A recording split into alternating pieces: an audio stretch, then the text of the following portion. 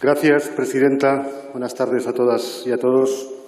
Quiero introducir apenas dos reflexiones, dado el poco tiempo del que dispongo. La segunda de ellas versará necesariamente sobre el contexto europeo, algo que ya ha anticipado la ministra en su intervención, tan determinante para el futuro de nuestro país y también para la viabilidad del propio proyecto regional.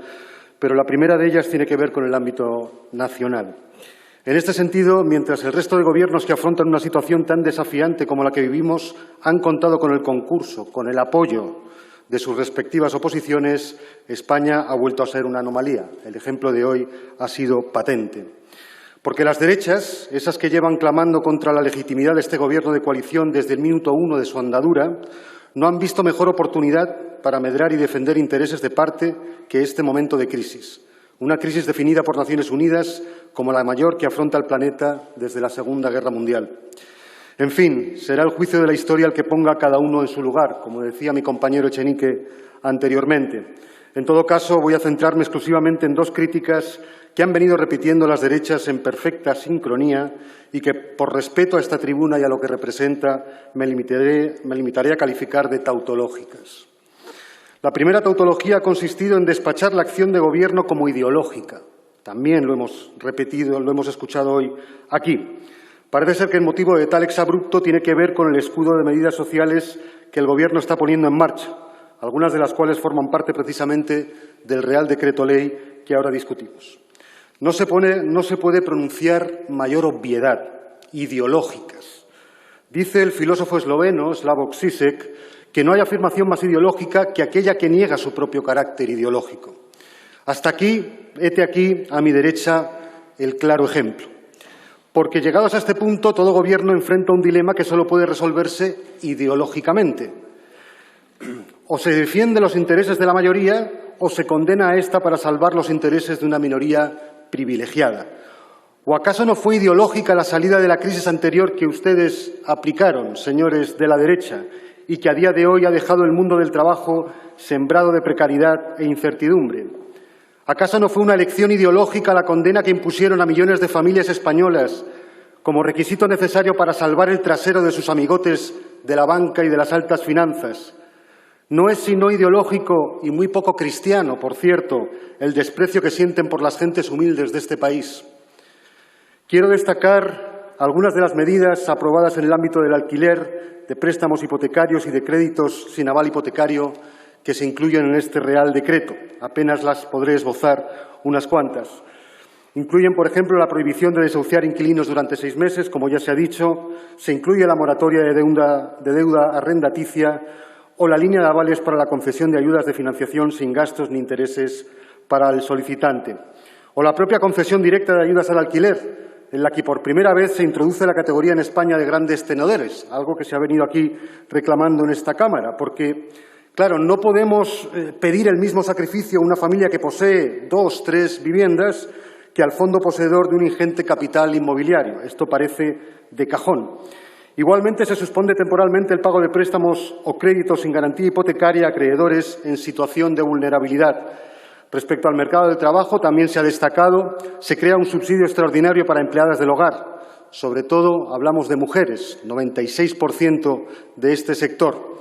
También se refuerzan los derechos de los consumidores en la suspensión o rescisión de contratos, el reembolso de planes de pensiones y la protección contra la ludopatía. Asimismo, se crea un bono social para autónomos que hayan cesado su actividad o hayan visto reducida su facturación, a la vez que se establece una moratoria de las cotizaciones sociales a la Seguridad Social. Todas estas medidas nos dan una idea de que efectivamente el Gobierno ha optado. Y lo ha hecho, a diferencia de la última crisis financiera, por defender los intereses de la mayoría. Ciertamente aún queda mucho por hacer para agilizar el acceso a todos estos fondos sociales, líneas de crédito y moratorias habilitadas. De hecho, nos constan las dificultades que han experimentado algunos sectores para acceder a estas ayudas diseñadas para aliviar la carga insoportable que todo esto supone para familias vulnerables, autónomos, trabajadores, en fin. Es por ello que desde nuestro grupo parlamentario seguimos apostando por la creación de un tipo de ingreso mínimo vital en línea con lo que ya están planteando otros gobiernos. Es por ello también que hemos hecho llegar al Gobierno, de manera leal, algunas propuestas para simplificar trámites y acelerar así la llegada de estas ayudas. Esto me lleva a la segunda de las tautologías repetida al unísono por los corífeos de la derecha, la de que este Gobierno está improvisando, lo que tiene uno que escuchar, en un momento de crisis sobrevenida, completamente ajena al propio modelo productivo, del todo impredecible, en el que cada día cuenta para salvar miles de vidas. ¿Acaso no está el Gobierno, cualquier Gobierno, obligado a improvisar? De hecho, el Real Decreto que nos atañe da muestra de esta improvisación en la medida en que, por ejemplo, se amplían plazos de suspensión a 3 meses para hipotecas con respecto a lo que ya se había aprobado en el Real Decreto Ley 8/2020, al igual que se amplía la cobertura a la moratoria a autónomos y arrendadores en situaciones por la pérdida de renta arrendaticia. También se implementa una segunda fase de líneas de avales, toda vez que la primera de 20.000 millones ha demostrado ser insuficiente. Todo ello no deja de ser un claro síntoma de improvisación necesaria, como requisito de eficacia y de contundencia en las muchas y complejas respuestas urgentes que se requieren.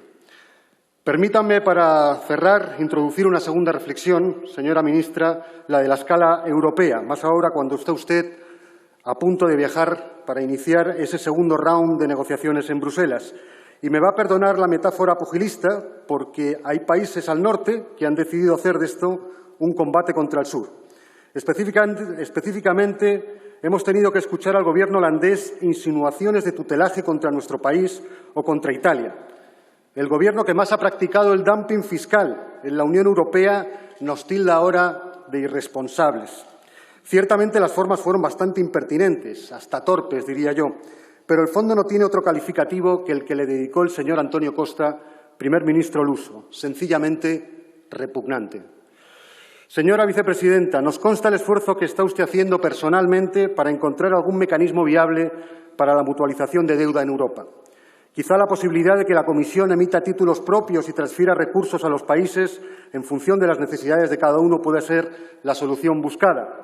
En todo caso, todos sabemos que ni siquiera será suficiente a medio plazo con el compromiso del Banco Central Europeo para dotar casi 1 billón de euros de cara a evitar ataques especulativos por la vía de comprar títulos de deuda nacional.